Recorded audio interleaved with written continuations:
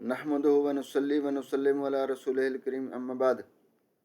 अऊज़ु बिल्लाहि मिनश शैतानिर रजीम बिस्मिल्लाहिर रहमानिर रहीम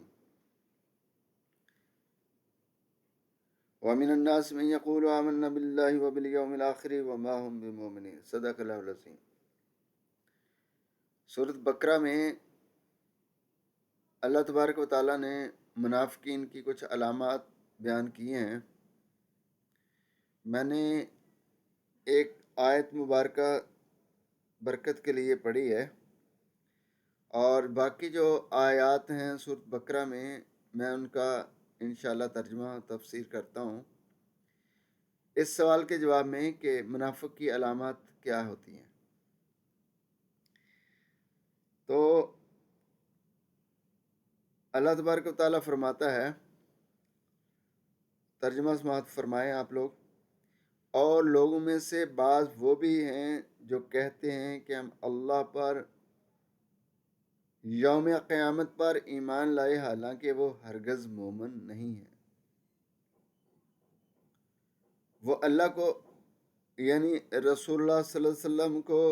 ईमान वालों को धोखा देना चाहते हैं, मगर फिल हकीकत वो अपने आप को ही धोखा दे रहे हैं और इन्हें इसका शऊर नहीं है। इनके दिलों में बीमारी है, बस अल्लाह ने इनकी बीमारी को और बढ़ा दिया। इनके लिए दर्दनाक अजाब है इस वजह से कि वो झूठ बोलते थे। और जब इनसे कहा जाता है कि ज़मीन में फसाद बपा ना करो तो कहते हैं हम ही तो इस्लाह करने वाले हैं। आगाह हो जाओ, यही लोग हकीकत में फसाद करने वाले हैं, मगर इन्हें इसका एहसास तक नहीं है। और जब इनसे कहा जाता है कि तुम भी ईमान लाओ जैसे दूसरे लोग ईमान ले आए हैं, तो कहते हैं क्या हम भी इस तरह ईमान ले आए जिस तरह वो बेवकूफ़ ईमान लेके आए हैं। जान लो, बेवकूफ़ दर हकीकत वो खुद हैं,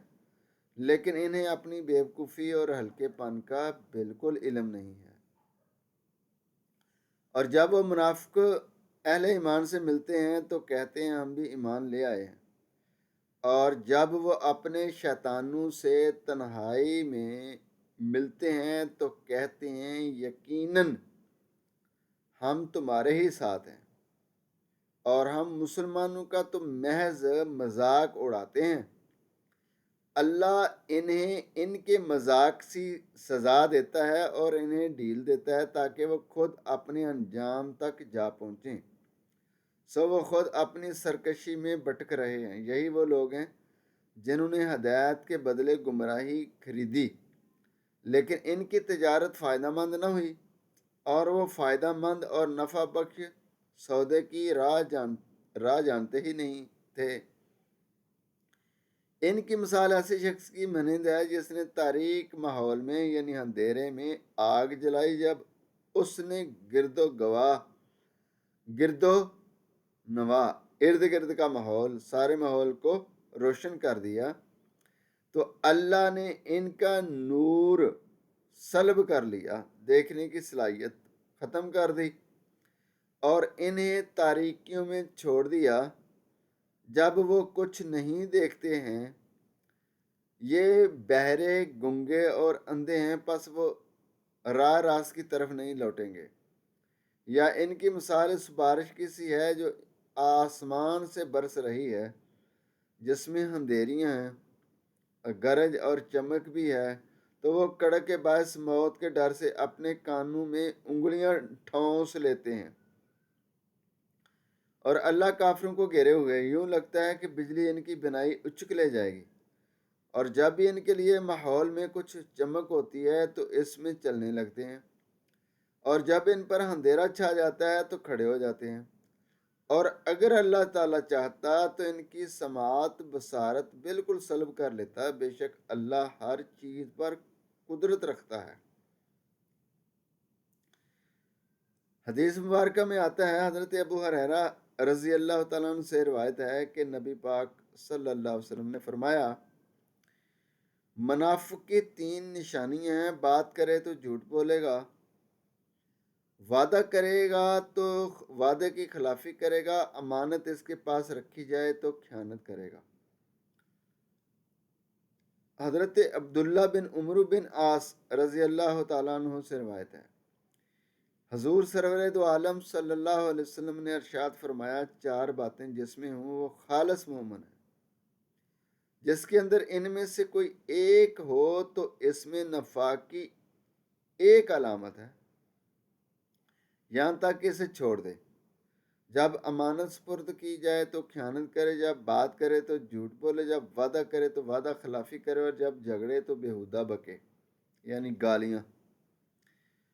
قرآن و حدیث میں منافق کی درج ذیل علامتیں مذکور ہیں: دعویٰ ایمانی صرف زبانی حد تک، اور باطن کا اس کی تصدیق سے خالی ہونا، محض توحید و آخرت پر ایمان کو کافی سمجھنا، اور رسالت محمد صلی اللہ علیہ وسلم پر ایمان اس قدر ضروری نہ سمجھنا، دھوکہ دہی، مکر و فریب کی نفسیات یہ سمجھنا کہ اللہ اور اس کے رسول صلی اللہ علیہ وسلم ہماری حالت نفاق سے بالکل بے خبر ہیں، اور یہ سمجھنا کہ ہم اپنی مکاریوں، حیلہ سازیوں، چلاکیوں سے دوسروں کو فریب دینے میں کامیاب ہو رہے ہیں۔ قلب و باطن کا بیمار ہونا، جھوٹ بولنا، نام نہاد اصلاح کے پردے میں فساد انگیزی یعنی مفسدانہ طرز عمل کے باوجود خود کو صالح اور مصلح سمجھنا، دوسروں کو بے وقوف اور صرف خود کو اہل عقل و دانش سمجھنا، امت مسلمہ کی اکثریت کو گمراہ تصور کرنا، اجماع امت یا سواد اعظم کی پیروی نہ کرنا، کردار کا دوگلا پن اور ظاہر و باطن کا تضاد، اہل حق کے خلاف مخفی سازشیں اور تخریبی منصوبے تیار کرنا، اہل حق کے استہزاء کی نفسیات، مسلمانوں پر طنز طعنت زنی اور ان کی تحقیر و تمسخر کے ذریعے ان کی عزت میں کمی لانا، اور ان کے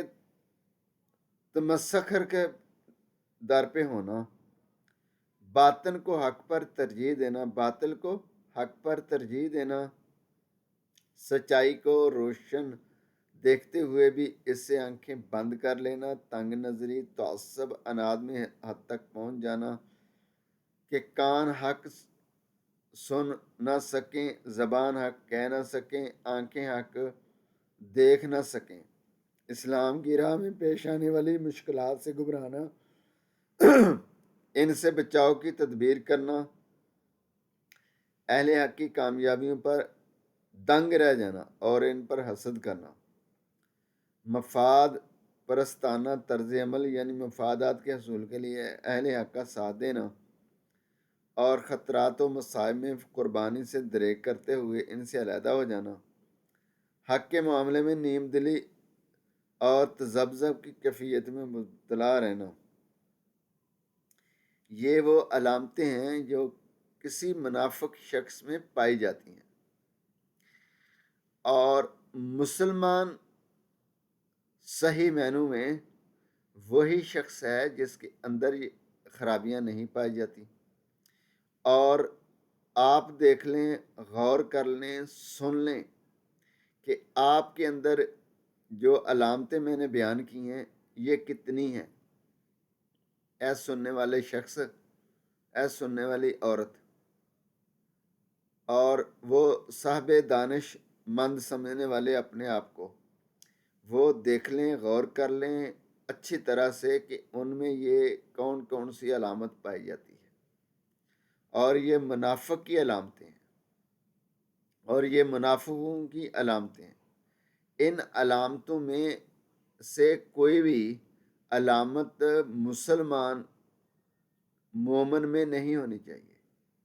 اور اگر کسی کے اندر ہے تو اس علامت کو اپنے سے دور کرے اور اللہ کی بارگاہ میں خالص توبہ کرے۔